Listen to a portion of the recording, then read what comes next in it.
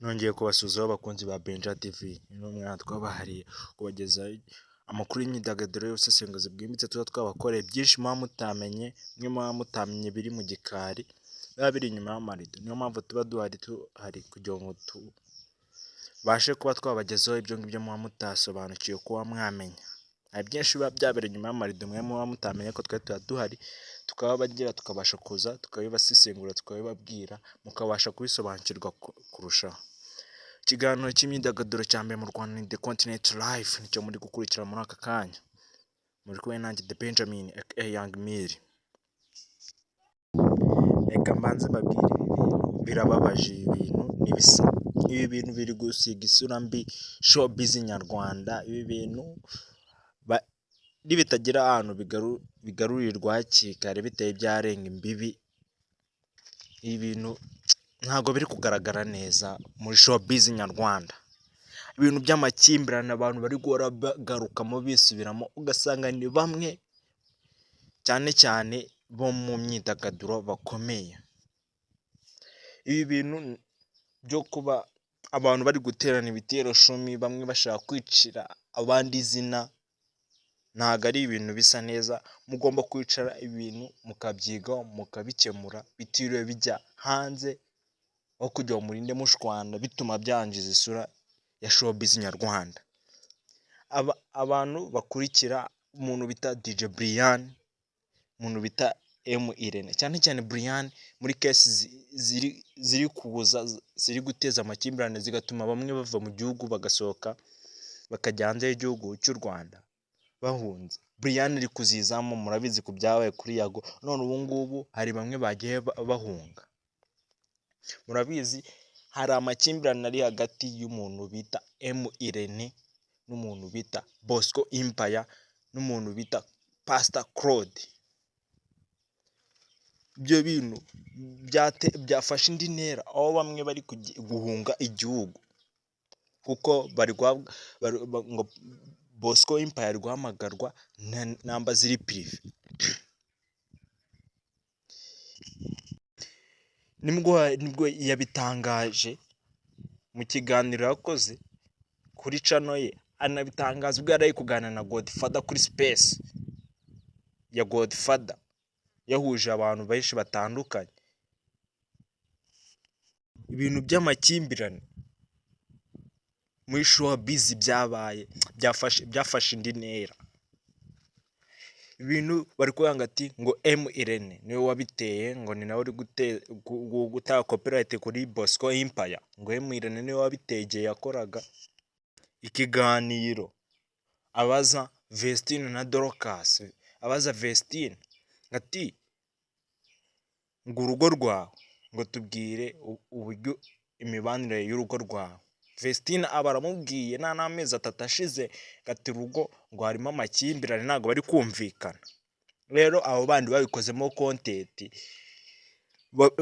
barabisesengura, none byateje amakimbirane hagati yabo na Irene, cyane cyane kuri Bosco. Ngo Bosco afite abantu bari kumuhiga cyane, bari kumushakisha ni DJ Brian na M Irene, nibo bantu bafitanye cyane. Bosco Empire afite ikibazo ngo n'uwo bita DJ Brian, kuko yabitangaje kuganira na Godfather kuri space. Ibi ni ibintu bibabaje, ni ibintu bagomba gukumira. RIB iri kubizamo, polisi. Noneho Bosco yagera akavuga ngo ati ngo bari abantu bishyura za polisi na za RIB, ngo statement ngo barayisohoye y'ukuntu ngo ariho hantu harimo abantu benshi bafata ruswa. Mwibuke gukora subscribe kuri Benja TV, ikiganiro cy'imyidagaduro cya mbere mu Rwanda cy'ubusesenguzi twabakoreye ni The Continent Live.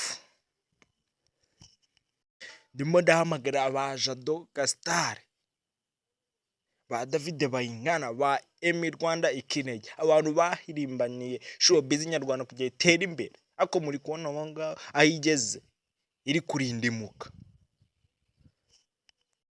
Bosco Empire yavuga ngo ati M Irene niwe ushenye urugo rwa Vestine na Idrissa Drago. Abantu benshi bari guhuriza bavuga ati cyane Bosco Empire na Pastor Claude bari kuvuga ati ngo ubundi ngo Vestine niwe wabiteye, igihe Irene igihe yamubazaga ku by'urugo rwe ukuntu rumeze, ubundi Vestine akajya kumusobanurira detaye, ubundi yari kumubwira ngo ati ngo ndinde wo kugusobanurira ibintu byo mu buzima bwanjye bwite, nk'uko kamarade yabaje Israel Mbonyi muri press conference irangiye, akamubwira ngo ati ngo ndinde wo gusobanura ubuzima bwanjye bwite, nk'uko Irene yasanze ejo bundi Bruce Melody yagiye i Huye kuri kaminuza y'i Huye mu cyo bita Career Summit, inama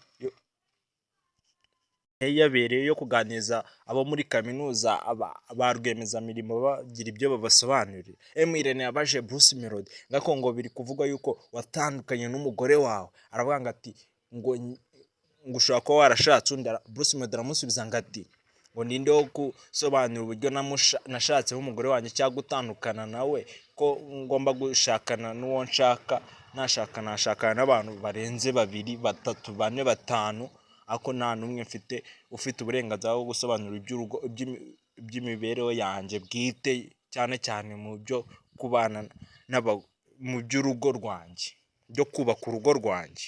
Mbese muri make ibi ni ibintu bibabaje, ntimubirenze ingoyi. Nk'uko kora subscribe kuri Benja TV, ikiganiro The Continent Live, ikiganiro cy'imyidagaduro cyane mu Rwanda, cy'ubusesenguzi bwimbitse tuba twabakoreye. Kuko Bosco Empire aravuga ngo ati ngo umuntu bita Brian yatse nimero Pastor Claude za Bosco Empire ngo aramuhamagara, maze ubundi azihereza n'umukuru wa polisi, umuvugizi mukuru wa polisi aramuhamagara, nimero bakoresheje zimwe. Numva ko ari ibintu by'uruhererekanye. Uri kubona iyi myidagaduro iri kuganaye. Nk'uko kora subscribe kuri Benja TV, ikiganiro The Continent Live, ikiganiro cy'imyidagaduro cya mbere mu Rwanda. Ciao ciao, yari kuri Benja TV. Ikiganiro cyacu nakagaruka.